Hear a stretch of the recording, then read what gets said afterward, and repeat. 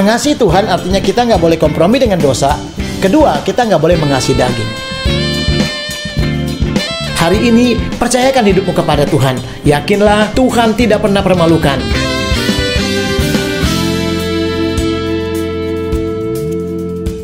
Kita bersyukur pagi ini Tuhan kembali lagi siap melakukan pertolongannya yang heran. Dan Dia antusias mau menolong kita semuanya. Bahwa setiap kita pasti diberikan jalan keluar, kemenangan.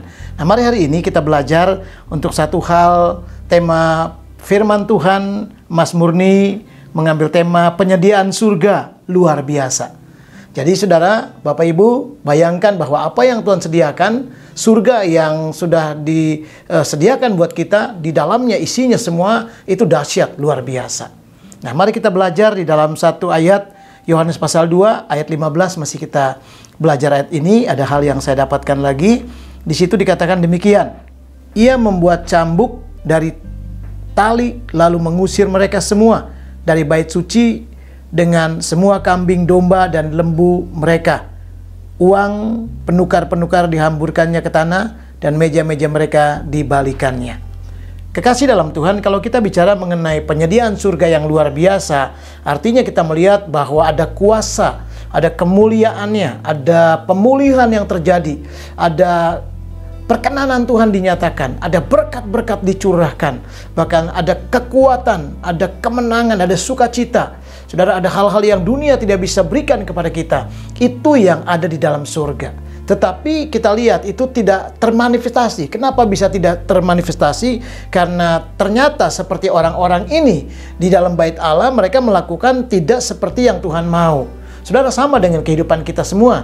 Ketika kita menjadi anak-anak Tuhan, tidak serta-merta bahwa kita merasakan bahwa hidup saya pasti sukses dan diberkati Tuhan. Hidup saya pasti mengalami janji-janji Tuhan. Kalau kita juga tidak melakukan seperti yang Tuhan inginkan.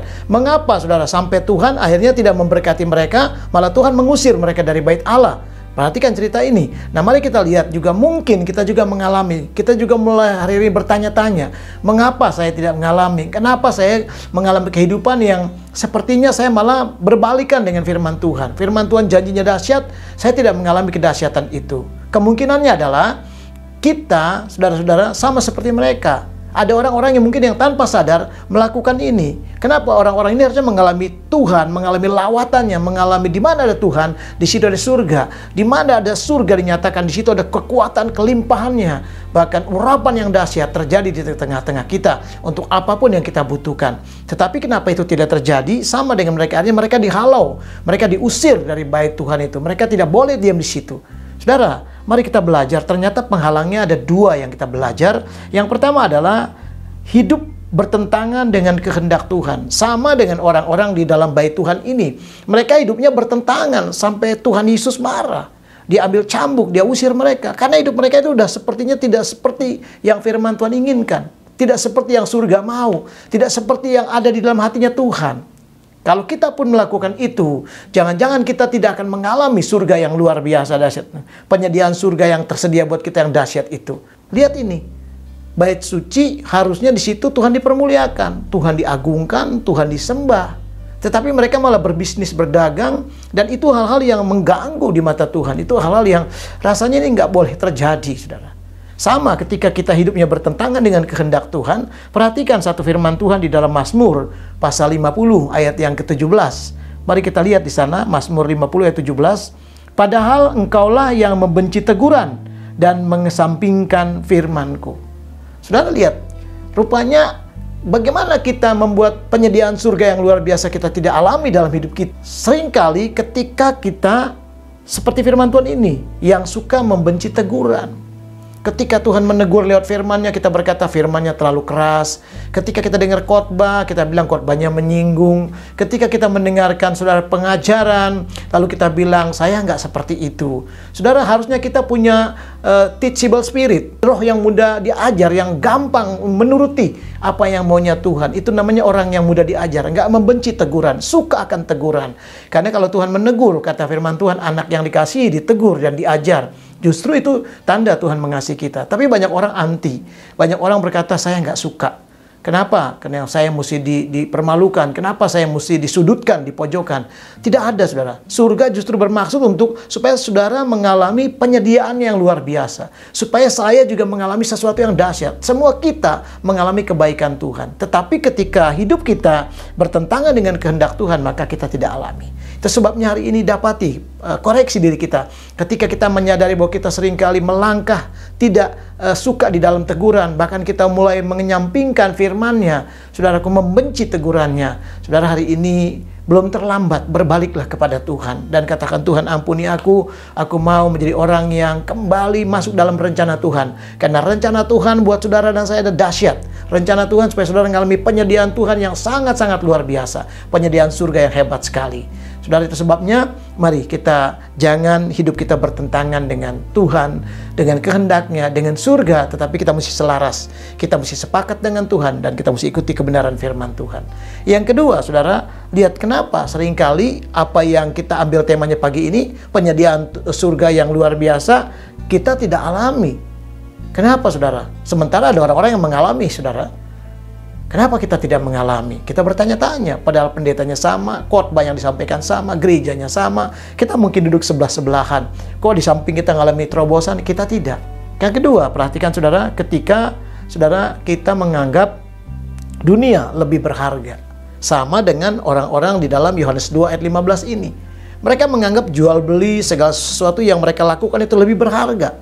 Seolah-olah Tuhan Yesus tuh nggak penting kehadirannya. Seolah-olah bait Allah yang mereka ada di situ itu nggak terlalu berdampak buat mereka. Nggak terlalu, saudaraku, menyentuh mereka lagi. Mereka lebih menilai bahwa kalau mereka bisnis, mereka melakukan segala hal-hal duniawi, itu jauh lebih indah, jauh lebih dahsyat. Padahal terbalik. Saudara, bukan saya mau larang bisnis boleh, usaha boleh. Kan dari cara itulah Tuhan memberkati kita. Tetapi jangan lupa, ada orang berbisnis, berusaha, akhirnya dia meninggalkan Tuhan, melupakan Tuhan. Nggak punya waktu lagi untuk membangun kedekatan dengan Tuhan, melekat dengan Tuhan. Tapi hari ini kita diajarkan, saudara, untuk bagaimana kita tidak menganggap bahwa dunia lebih berharga. Bahwa sebenarnya kita harus menganggap Yesus lebih berharga, Tuhan lebih berharga, hal-hal yang rohani lebih dahsyat, saudara. Kemuliaan Tuhan lebih hebat, Roh Kudus lebih luar biasa. Ketika kita fokus di situ, ketika kita mulai arahkan hati kita ke situ, saya percaya kita akan mengalami bahwa penyediaan surga sangat terjadi dalam hidup keluarga saudara, terjadi dalam segala pergumulanmu, terjadi di dalam segala apapun pesakit penyakitmu, kesembuhan, mujizat, pertolongan Tuhan dinyatakan di tengah-tengah kita. Tetapi ketika kita menganggap dunia lebih berharga, wah ini celaka, saudara. Ini sesuatu yang sangat membahayakan. Kenapa? Mari kita lihat, saudara, di dalam Mazmur pasal 50 ayat 22. Sama dengan orang-orang di bait Allah ini, rupanya mereka menganggap dunia lebih baik. Akhirnya mereka nggak berkenan sama Tuhan. Diusir sama Tuhan, disuruh keluar dari bait Tuhan itu. Tuhan bilang, jangan kotori rumah Bapakku. Jangan buat ini tempat yang sembarangan. Mereka diusir, mereka tidak mendapatkan apa yang Tuhan mau siapkan buat mereka. Perhatikan Mazmur 50 ayat 22.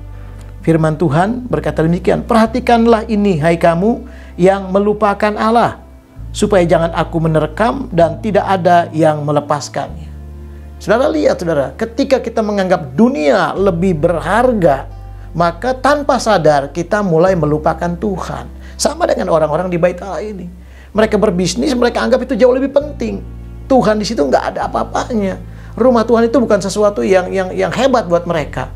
Saudara, tetapi firman Tuhan bilang, perhatikan, katanya, kamu yang melupakan Tuhan. Supaya katanya, jangan kamu nanti aku terkam. Nggak ada yang bisa melepaskan kita. Siapa yang bisa melepaskan kita? Siapa yang bisa menolong saudara dan saya? Hanya Yesus Kristus Tuhan, Juru Selamat kita. Dia Tuhan yang baik, Dia Tuhan yang hebat buat Bapak Ibu Saudara. Ketika engkau buka hati, ketika engkau katakan, Tuhan, jadilah hidupku, jadilah Juru Selamatku, jadilah Tuhanku, jadilah kekuatanku. Dia yang menjadi melepaskan kita. Karena kelepasan Dia akan berikan kepada kita.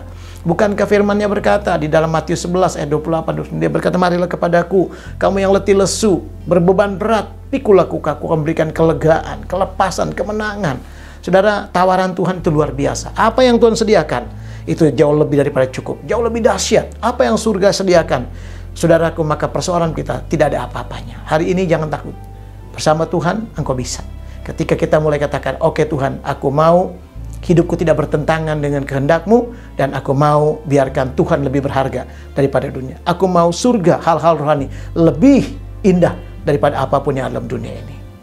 Ketika saudara lakukan itu, maka kau menjadi orang yang berbahagia dan Tuhan Yesus selalu bersama memberkati perbuatan-perbuatan pekerjaan-pekerjaanmu, dibuat Tuhan dengan berkat-berkat yang berkelimpahan.